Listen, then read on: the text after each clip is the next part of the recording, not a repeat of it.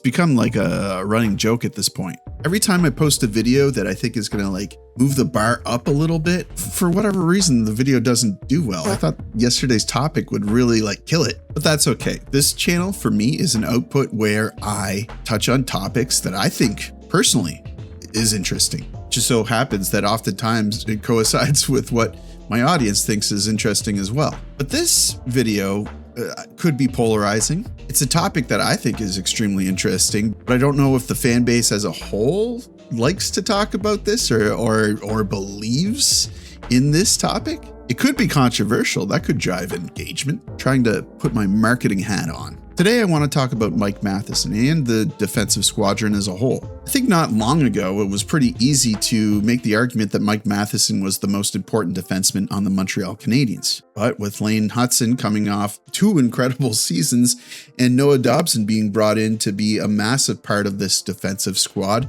well, all you really have to do is look at the box score and you can make a pretty convincing argument that Matheson has been passed by both those individuals. But I think that that's missing the point a little bit, because when you actually look at how the Montreal Canadiens use their defensemen, who they trust in the defensive zone, who kills penalties, who plays the most minutes, who blocks shots, who's asked to absorb the hardest assignments, there's one player that keeps popping up over and over. It's Mike Matheson. And I think that there's a legitimate argument that Mike Matheson isn't just another member of the Montreal Canadiens defensive core.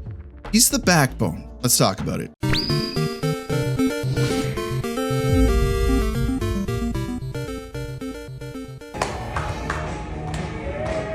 I contemplated not doing this video because, for whatever reason, some fans get stupidly impassioned about Mike Matheson, the Mike Matheson conversation. I feel like in large part when Mike Matheson makes a mistake, it's glaring, like he's shouldering an entire play and he turns the puck over and it leads to a goal, and it's nauseating and you hate to see it, and it's very easy for every fan to pick it apart. So whether it's a turnover in the defensive zone where he gets a little bit too precious with puck possession, or he doesn't play it up the boards to clear the puck on a hard offensive push, or maybe it's in the offensive zone. He breaks his stick and the play goes the other way. He's forced to defend without a stick. Maybe it's one of his point shots that goes off a shin pad and goes the other direction, leads to a breakaway, odd man opportunity. It definitely happens. It definitely happens to everyone. Another player that happens to quite a bit is Lane Hutson. But when it happens to Lane Hutson, I feel like it's kind of like the meme with Gordon Ramsay where he's like, oh,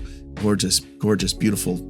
And then the other panel is you honking donkey. Like, I get it. You definitely hate seeing those things. And maybe for every instance that Lane Hutson has one of those brain farts, one of those mistakes, well, he probably drives offensive play to score 5 times the amount of goals. So I definitely understand the eye test, the criticism there, but it's short-sighted criticism. Before we jump into the video, thank you so much for your support. We're doing great this summer. Still adding to our subscriber totals. Thank you for joining, new subscribers. Welcome to the community. Lots of members too. You guys are signing up for memberships. I put out a couple of members videos already this month. I think I'll do another one before the end of the month. And I really appreciate you members. You are supporting the channel in a very meaningful way. So yeah, I really appreciate you. If you're not already part of the community, hit the subscribe button. We're trying to reach 27,000 subscribers. Can you help me get there? Everyone else, hit the like button because I don't know. So let's start with something incredibly simple. Ice time. Mike Matheson averaged 24 minutes and 10 seconds per game last season. That's more than Lane Hutson, Noah Dobson. And then when you compare him to some of the NHL's best defensive defensemen, he's still at the top. Jaccob Slavin, 21 minutes, 19 seconds. Colton Parayko, 22 minutes, 12 seconds. Thomas Harley, 23 minutes, 3 seconds. Yeah, Mike Matheson, 24 minutes, 10 seconds. Minute Muncher Mike. And you may say, yeah, he's on there a lot. He also makes a lot of mistakes. It would be better if he wasn't on there so often. That's not true. You might think that because of the eye test, but in terms of black and white stats, it's just simply not true. And to find a replacement defenseman that can pull that many minutes, well, it's like finding a unicorn. And keep in mind, that time on ice, that's not because he's playing a bunch of offensive zone time and power play minutes. It's the opposite. Matheson is being asked to play in virtually every situation: 5-on-5, power play, penalty kill, late game situations, defensive zone draws. And of the defensemen on the Montreal Canadiens, Matheson is the one that is deployed most often against their opponent's best players. All that while being asked to play essentially like half the hockey game. And that matters because we're not talking about defenseman who's being deployed in one particular role.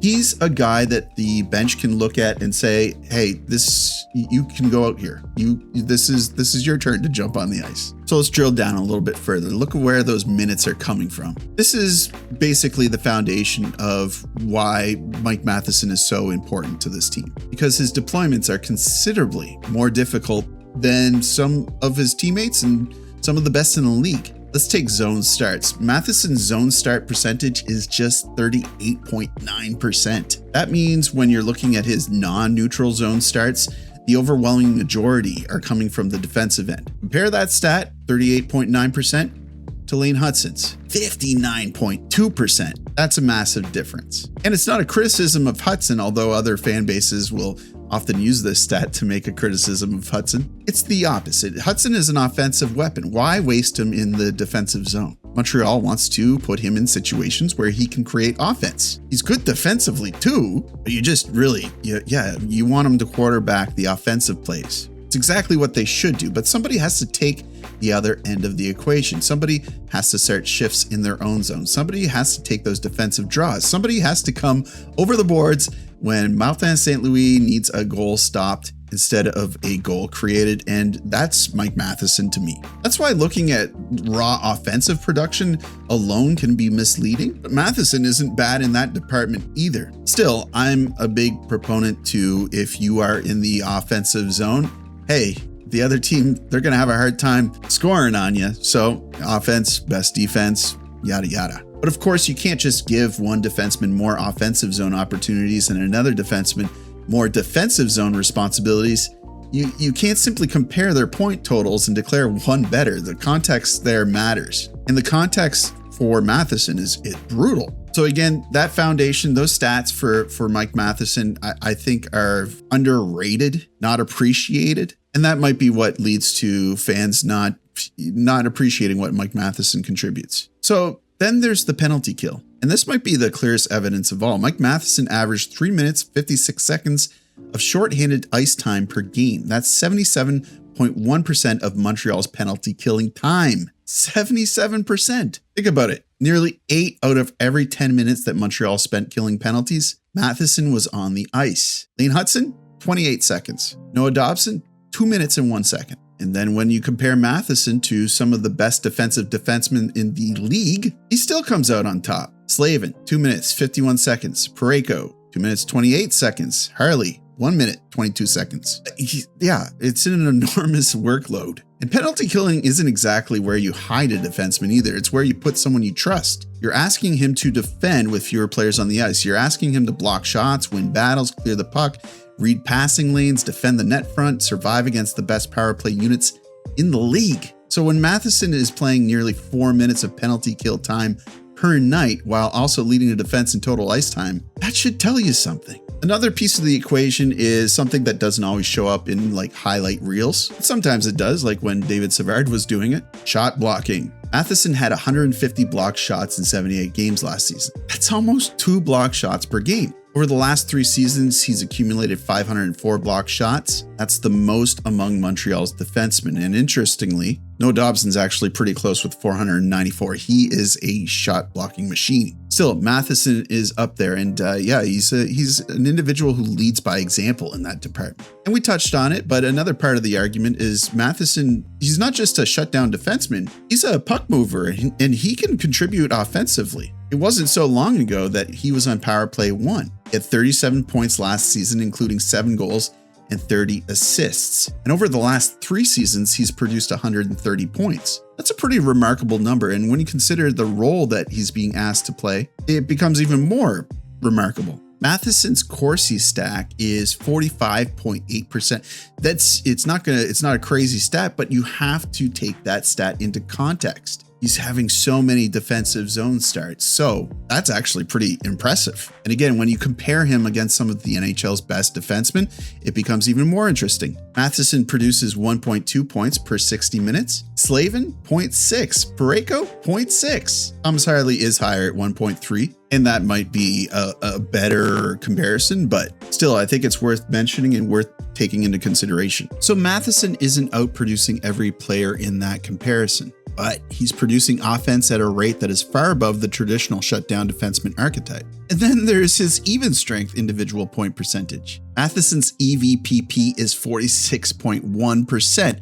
Slavin, 16.2%. Parayko, 31%. Harley, 43.3%. Again, the point isn't that Matheson is secretly the best offensive defenseman in the NHL or anything like that, although he did do really good in years past. The point is that he's giving Montreal something incredibly difficult to find: high-end defensive responsibility and then meaningful offensive contribution. And he's doing it on a great contract. So that's one more thing that makes Matheson's value particularly interesting, is contract. Matheson carries an AAV of $6 million. It isn't really fair to make this comparison, but Slavin is $6.396 million, which is a steal for Slavin. Parayko 6.5, Thomas Harley $4 million. Now, obviously, Matheson took a cut to play in Montreal, but those players are steals as well. I mean, you look at what Montreal's getting for $6 million, more ice time than all those three well-respected defensemen, more penalty killing responsibility than all three, tougher zone start deployment than all three, more offensive production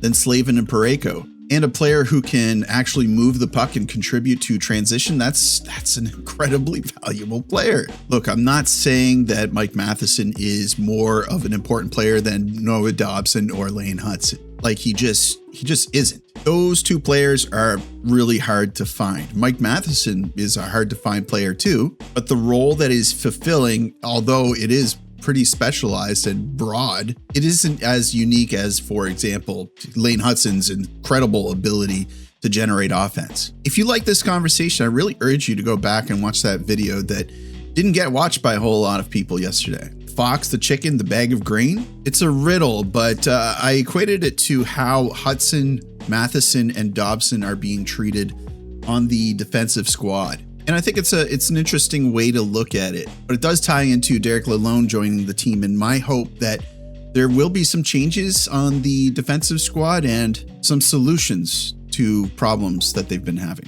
So to wrap it up, who is the defenseman Montreal currently relies on to do the most difficult things in the most difficult situations for the most minutes while still giving you legitimate offense? It's Mike Matheson, playing more than 24 minutes a night, taking the toughest defensive zone deployments, playing nearly 4 minutes per game on the penalty kill, blocking 2 shots a night, accumulating 504 blocks over 3 seasons, producing 130 points, and he's not someone you can just go out and replace. That's going to do it for me, guys. Thank you so much for watching the video. Thank you so much for your support. Hope that was fun for you. Hope that you agreed with most of it, but if you don't, let me know in the comments what you disagreed with. Take care of yourselves. You guys know what to do. Like the video, helps me out with search results probably. Subscribe if you're not already subscribed. I'd love to have you. And as always, I will see you down in the comments.